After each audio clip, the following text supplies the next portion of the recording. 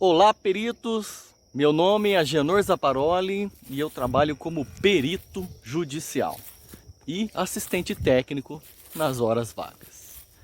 Bom, hoje eu quero trazer um tema aqui que é interessante e pode ser que muita gente não saiba o motivo.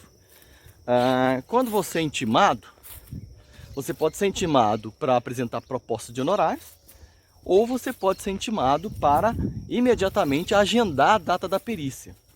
Nessa segunda fase, né, nesse segundo método, você está sendo intimado pelo AJG, né, Sistema de Auxílio à Justiça Gratuita. E nesse sistema, nesse método, você não apresenta propostas.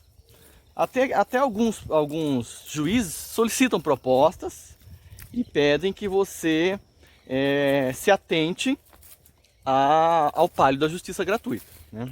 Porque se uma das partes está sob o palio da justiça gratuita e ela solicitou a perícia, então é ela que tem que pagar. Se ela tem que pagar e ela está coberta pelo palio da justiça gratuita, então significa que é o Estado que vai fazer o pagamento do perito. E aí o juiz ele tem que se submeter a uma tabela pré-definida do CNJ, Conselho Nacional de Justiça. E eu vou deixar aqui embaixo do vídeo o link da resolução do CNJ que determina os valores de cada laudo. Vocês vão ficar espantados com os valores de cada laudo. Por mim, eu entendo isso um abuso contra a nossa classe de engenheiros e agrônomos. É um abuso porque eu entendo que o único competente para dirimir questões de honorários de engenheiros e agrônomos é só o CONFEA, Conselho Federal de Engenharia e Agronomia, ou com suas subjugadas CREA, Conselho Regional de Engenharia e Agronomia. E não o Conselho Nacional de Justiça. O que eles entendem de trâmites técnicos para poder definir o valor do laudo, né? Mas em 2016 foi emitida essa resolução e determina que o juiz só pode pagar, em alguns casos, por exemplo, até R$300 pelo laudo pericial. Então, você imagina você trabalhando, você tendo que ler um processo que tem 1000 páginas, você ter que fazer uma proposta de honorários, levantar todos as atividades, elencar todo o tempo que você vai gastar, elencar o zelo, né, e todos os equipamentos que você vai utilizar na sua perícia, apresentar a proposta. Muitos juízes solicitam a proposta mesmo assim. Se você apresenta uma proposta acima do valor, ele se manifesta dizendo que é para você se atentar ao valor dos honorários, que a parte está sob o palio da justiça. E aí você tem que reformar a sua proposta de honorários. Depois vem as partes que ainda vão contestar, né? Depois de aceite, aí você vai agendar a perícia. Vai na diligência, muitas vezes não é nem na cidade que você reside. Então tem deslocamento, estadia, alimentação. Você vai lá, faz o serviço de coleta de dados, né? Coleta de informações, você faz a vistoria, inspeção, o que for fazer. Volta para casa, senta no computador e vai elaborar o laudo. O seu laudo tem 80, 60, 50 páginas. Tudo isso para receber R$300. Então, eu acho isso, como eu disse, um abuso, porque nós engenheiros, nós agrônomos, nossa equipe, nosso conselho, a nossa classe estudou muito para chegar nesse ponto aqui. Nós gastamos dinheiro, muita gente trabalhou, estudou nas faculdades particulares, outros estudou em federal, mas o que gastou de tempo, o que gastou de dinheiro, hoje o cabedal que tem incluso no conhecimento de cada perito, né? O tempo gasto em aprendizagem, tanto prática quanto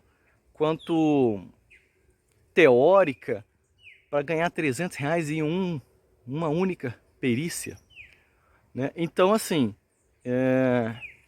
quando você vê que o juiz te chamou e ele determinou lá 300, 370, acho que, se não me engano, pelo conselho, pelo CNJ, o valor chega até 890, se não me engano. Aqui embaixo está o link, você pode ir lá verificar, tá? Mas, assim, qual que é o problema dessa resolução?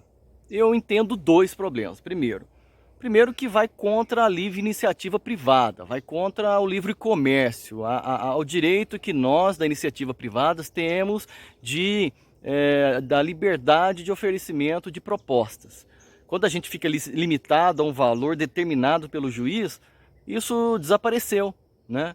Então, assim, esse é o primeiro problema. E segundo, quando a gente é chamado para apresentar uma proposta de honorários livre, que não seja chamada, que não seja sobre o palio da justiça gratuita, acaba que na impugnação das nossas propostas, os advogados requerem que os valores sejam contabilizados conforme a tabela do CNJ. Entendeu? A tabela do CNJ foi feita para... a meu ver está errado, mas foi feito para a justiça pagar o engenheiro. Basicamente como se tivesse um plano de saúde entre governo, não de saúde não, como que se diz, um convênio entre governo e o engenheiro, mas não tem. Quando se diz um convênio, é que as duas partes vão ganhar alguma coisa. Nesse convênio, os engenheiros não vão ganhar nada.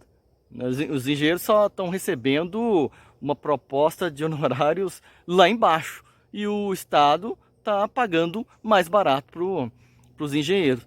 Então, assim, é como se tivesse um convênio, mas que fosse unilateral para o Estado. E aí acaba que, quando você vai apresentar a sua proposta de honorários em perícias normais, os advogados querem impugnar, solicitando que você apresente uma proposta com fulcro na resolução do CNJ, com valores absurdamente baixos. Isso vai contra o nosso conselho, vai contra a lei que estabelece o Conselho Federal de Engenharia, o conselho que determinou o valor mínimo do engenheiro de 8 a 8,5 salários mínimos por mês, né? O conselho que depois foi criado associações que determinaram, que calcularam valores mínimos de atividades específicas, como a Associação Brasileira de Perícia, esqueci o nome dela, seria a Associação Brasileira de Perícias, esqueci o nome, ABRAP, não lembro.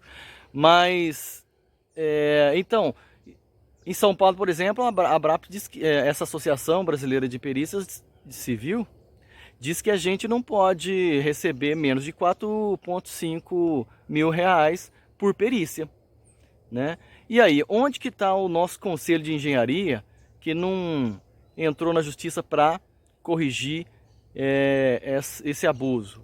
O que eu considero um abuso.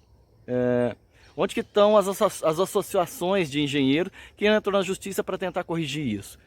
Bom, eu acho que deveria ser modificado, eu acho que a gente deveria brigar por isso, porque é nosso direito, nós somos acobertados por uma lei que nos confere direito ao exercício de um Conselho Federal. Nosso Conselho Federal determinou, por resolução, o valor mínimo do engenheiro, e aí chega o CNJ e define o valor de uma perícia que pode gastar 3, 4 semanas, num valor de R$300. Que engenheiro vai conseguir sobreviver com R$300? Que ele faça 1, 2, 3 perícias dessa por mês? Poxa, R$ 900 é muito pouco para um engenheiro que estudou 5 anos só de engenharia, fora as especializações, né? Então, eu quis trazer esse tema aqui para fomentar, né? Tanto a questão dos nossos direitos, né? Da livre proposta, da gente poder emitir propostas nossas, calculadas conforme o nosso conselho, conforme manda os ordenamentos, e também para tentar dar um pontapé inicial para que os conselhos, né, o federal e estadual, possam correr atrás disso, né? Existem questões também sobre prefeituras, existem, como é que chama? Quando você vai fazer um edital para contratação de engenheiro. E aí lá no edital tem os valores de R$ 600 por mês para um engenheiro, R$ 1.200 para um engenheiro trabalhar 6 horas. É um absurdo. Eu acho que o nosso conselho deveria correr atrás disso na justiça, conforme manda a lei, e tentar acabar com isso e nivelar o nosso salário, né? E nivelar o piso mínimo do engenheiro e do agrônomo, né?